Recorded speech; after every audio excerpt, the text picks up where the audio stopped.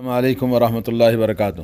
محترم بھائی جان، آپ کا سوال یہ ہے کہ دعائے قنوت اور قنوت وطر میں کیا فرق ہے؟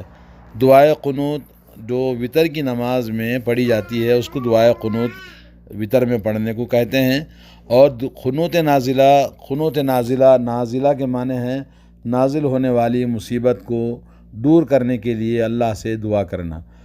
اور یہ قنوت نازلہ خاص موقع پر خاص اوقات میں پڑھی جاتی ہیں نمازوں کے اندر، جیسے اللہ کے نبی صلی اللہ علیہ وسلم سے احادیث صحیحہ میں یہ ثابت ہے کہ آپ رعل، ذکوان اور دوسرے قبیلے جنہوں نے مسلمانوں پر ظلم کیا تھا اور نبی علیہ السلام کے صحابہ کو قتل کیا تھا، شہید کیا تھا، تو ان کے لیے آپ نے نماز ظہر میں، فجر میں، پانچوں نمازوں میں آپ نے قنوت نازلہ پڑھی تھی۔ قنوت نازلہ کے اندر کیا ہے؟ اللہ تعالیٰ سے ہم دعا کرتے ہیں مسلمانوں کے اوپر جو مصیبت آفت پڑی ہے اس کو دور کرنے کے لیے، اور ظالموں کے لیے بد دعا ہے، یہ قنوت نازلہ ہوتی ہے۔ یہ پانچوں نمازوں میں کبھی بھی پڑھتے ہیں، کسی بھی وقت جب مصیبت ہو دنیا میں، جیسے اس وقت جب بہت زیادہ اگر ظلم و ستم زیادہ ہو جائے گا، جیسے یہ فلسطین کے اندر ہے، جیسے سیریا کے اندر ہے، جیسے آج کل ہندوستان میں ہندو مسلمانوں پر بہت زیادہ ظلم توڑتے ہیں، جیسے دلی کے فسادات میں مسلمانوں کو برباد کر دیا، تو ایسے وقت میں ہم ان کے لیے قنوت نازلہ پڑھ سکتے ہیں۔ جی، تو قنوت نازلہ ایک خاص مومنٹ ہے جس میں پڑھی جاتی ہے۔ لیکن قنوت وطر یہ ہے کہ نماز وطر جو روزانہ ہم پڑھتے ہیں وطر کی نماز، تو اس میں وطر کی نماز کے ساتھ قنوت وطر پڑھی جاتی ہے۔ قنوت وطر پڑھنے سے پہلے آپ کو یہ بتا دوں کہ نماز وطر میں سب سے پہلی رکعت میں سبح اسم ربک الاعلیٰ، اور دوسری رکعت میں قل یا ایھا الکافرون، اور تیسری رکعت میں قل هو اللہ احد پڑھنا سنت سے ثابت ہے۔ حضرت عبداللہ ابن عباس رضی اللہ تعالیٰ عنہ کی حدیث ہے ترمذی کے اندر، اور ہر رکعت میں الگ الگ سورہ اور 3 رکعت پڑھنا، جیسا کہ آپ کو بتایا ہے۔ اور قنوت وطر میں دعائیں پڑھنا نبی علیہ السلام سے ثابت ہے۔ وطر کی نماز میں حضرت حسن بن علی رضی اللہ تعالیٰ عنہما فرماتے ہیں، علمنی رسول اللہ صلی اللہ علیہ وسلم کلمات اقولها فی قنوت الوتر۔ اللہ کے رسول صلی اللہ علیہ وسلم نے مجھے کچھ کلمات سکھائے کہ میں ان کو وطر کی نماز کے قنوت میں پڑھوں، قنوت وطر میں پڑھوں۔ وہ کیا ہے؟ اللہم اہدنی فی من ہدیت، وعافنی فی من عافیت، وتولنی فی من تولیت، وبارک لی فیما اعطیت، وقنی شر ما قضیت، فإنک تقضی ولا یقضى علیک، وإنہ لا یذل من والیت ولا یعز من عادیت، سبحانک تبارکت ربنا وتعالیت۔ اور یہ حدیث صحیح حدیث ہے جو مسند احمد میں، سنن ابو داؤد میں، سنن ترمذی میں، سنن ابن ماجہ میں یہ حدیث مذکور ہے۔ شیخ البانی نے اس کو صحیح قرار دیا ہے۔ ایک اور دعا ہے حضرت علی بن ابی طالب رضی اللہ تعالیٰ عنہ سے، رسول اللہ صلی اللہ علیہ وسلم وطر میں یہ دعا پڑھتے تھے، اللہم انی اعوذ برضاک من سخطک وبمعافاتک من عقوبتک واعوذ بک منک لا احصی ثناء علیک انت کما اثنیت علی نفسک۔ یہ دعا پڑھتے تھے۔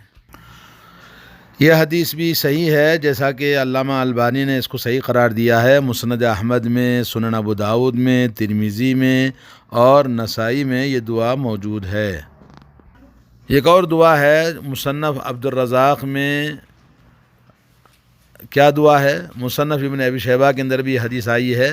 دعا یہ ہے کہ اللہم انا نستعینک ونستغفرک ونؤمن بک ونتوکل علیک ونثنی علیک الخیر کلہ نشکرک ولا نکفرک ونخلع ونترک من یفجرک اللہم ایاک نعبد ولک نصلی ونسجد والیک نسعی ونحفد ونرجو رحمتک ونخشى عذابک ان عذابک الجد بالکفار ملحق۔ اب آئیے دعائے قنوت میں کون سے وقت میں دعا کرنا ہے؟ رکوع کے بعد یا رکوع کے پہلے؟ آخری رکعت میں، تیسری رکعت میں، رکوع کے بعد یا رکوع سے پہلے؟ تو رسول اللہ صلی اللہ علیہ وسلم سے رکوع کے پہلے بھی ثابت ہے اور رکوع کے بعد بھی ثابت ہے، لیکن افضل جو زیادہ احادیث آئی ہیں وہ رکوع کے بعد کی ہیں۔ تو لوگوں کا اس میں دو قسم کے لوگ ہیں کہ رکوع کے پہلے کرنے والے لوگ ہیں، کچھ لوگ رکوع کے بعد کرنے والے ہیں۔ لوگوں نے اسی کو لازم پکڑ لیا ہے، جبکہ دونوں چیزیں جب ثابت ہیں تو کبھی رکوع سے پہلے کبھی رکوع کے بعد دعائے قنوت وطر پڑھنا جائز ہے، اور قنوت وطر سنت ہے، اور اس میں سنت جیسے ہے رکوع کے پہلے یا رکوع کے بعد دونوں پڑھنا صحیح ہے۔ حضرت انس بن مالک رضی اللہ تعالیٰ عنہ فرماتے ہیں، جب ان سے سوال کیا گیا قنوت وطر کے بارے میں قبل الرکوع یا بعد الرکوع، تو حضرت انس رضی اللہ تعالیٰ عنہ فرمایا رکوع سے پہلے پڑھنا چاہیے، اور فرمایا حضرت انس رضی اللہ تعالیٰ عنہ نے کہ رسول اللہ صلی اللہ علیہ وسلم نے انما قنط رسول اللہ صلی اللہ علیہ وسلم بعد الرکوع شہرا یدعو علی احیاء من بنی سلیم، قبیلے بنو سلیم کے لیے آپ نے قنوت نازلہ کرتے ہوئے رکوع کے بعد آپ نے 1 مہینے تک قنوت نازلہ پڑھتے رہے رکوع کے بعد۔ یہ حدیث صحیح بخاری صحیح مسلم کے اندر آئی ہے۔ حضرت ابن عباس رضی اللہ تعالیٰ عنہما سے روایت ہے کہ قنت رسول اللہ صلی اللہ علیہ وسلم شہرا متتابعا فی الظہر والعصر والمغرب والعشاء وصلاة الصبح فی دبر کل صلاة اذا قال سمع اللہ لمن حمدہ من الرکعۃ الاخیرہ یدعو علی احیاء من بنی سلیم علی رعد وذکوان وعصیہ ویؤمن من خلفہ۔ نبی علیہ الصلوۃ والسلام تمام نمازوں میں ظہر، عصر، مغرب، عشاء اور صبح میں آپ نے قنوت پڑھی 1 مہینے تک، سمع اللہ لمن حمدہ کہنے کے بعد آخری رکعت میں، اور آپ بدعا کرتے تھے قبیلے بنو سلیم، رعل، زکوان اور کچھ لوگوں پر، اور پیچھے لوگ آمین کہتے تھے۔ یہ بھی آپ اچھی طرح سن لیں، پیچھے لوگ آمین کہتے تھے، اور یہ حدیث صحیح بخاری صحیح مسلم کے اندر آئی ہے حدیث۔ اور ایک حدیث حضرت ابی بن کعب رضی اللہ تعالیٰ عنہ فرماتے ہیں رسول اللہ صلی اللہ علیہ وسلم کان یوتر فیقنت قبل الرکوع، رسول اللہ صلی اللہ علیہ وسلم وطر کی نماز میں رکوع سے پہلے قنوت پڑھتے تھے۔ تو یہ ابو داؤد کے اندر حدیث ہے، ابن ماجہ کے اندر موجود ہے، اور اس حدیث سے ہمیں معلوم ہوا کہ حدیث صحیح ہے ابن ماجہ اور ابو داؤد کے اندر، جس میں اب رکوع سے پہلے قنوت پڑھنے کا ثبوت ہے۔ حضرت انس رضی اللہ تعالیٰ عنہ سے پوچھا گیا قنوت وطر کے بارے میں صبح کی نماز میں، تو صبح کی نماز میں قنوت کے بارے میں پوچھا گیا تو کننا نقنط قبل الرکوع وبعدہ، حضرت انس فرماتے ہیں کہ رکوع کے پہلے بھی ہم قنوت پڑھتے تھے اور رکوع کے بعد بھی قنوت پڑھتے تھے۔ تو یہ ابن ماجہ کے اندر حدیث ہے۔ تو اس سے معلوم ہوا کہ دونوں قسم کی حدیث ہیں، آدمی جو چاہے عمل کرے۔ اب سوال یہ ہے کہ دعائے قنوت میں ہاتھ اٹھانا چاہیے کہ بغیر ہاتھ اٹھائے پڑھنا چاہیے؟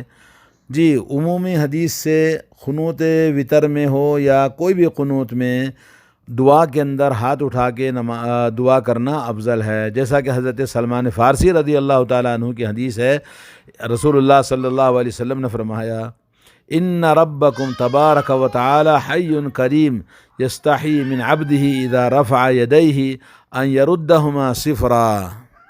جی، ابو داؤد، ترمذی اور ابن ماجہ میں حدیث ہے جس میں نبی علیہ الصلوۃ والسلام نے فرمایا تمہارا پروردگار تبارک و تعالی بڑا ہی شرمیلا اور بڑا ہی بزرگ، یعنی بڑے کرم والا، فضل و کرم والا ہے، اور بندے سے شرم آتا ہے، اس کو شرم آتی ہے جب اس کے سامنے دونوں ہاتھ اٹھا کر اس سے مانگتا ہے تو اس کے دونوں ہاتھوں کو خالی لوٹائیں۔